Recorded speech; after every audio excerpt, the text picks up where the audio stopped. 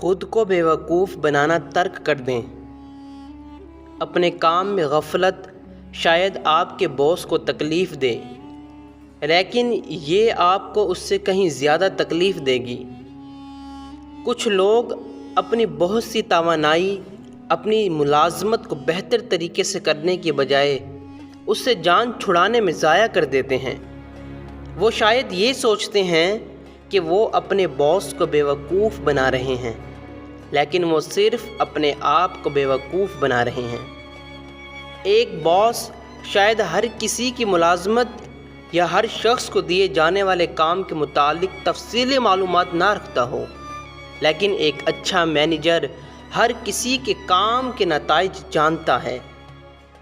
آپ اس بات کو یقینی بنا سکتے ہیں کہ جب آپ کو کوئی ایسا کام ملے جس سے آپ کو ترقی مل سکتی ہو تو اس میں غفلت نہ برتیں۔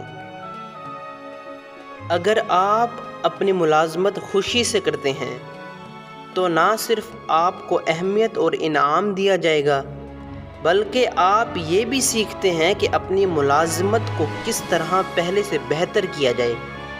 جیسے جیسے آپ اپنے کام میں مزید ہنر مند ہو جائیں گے، آپ اپنے باس کی نظر میں مزید اہمیت حاصل کر لیں گے۔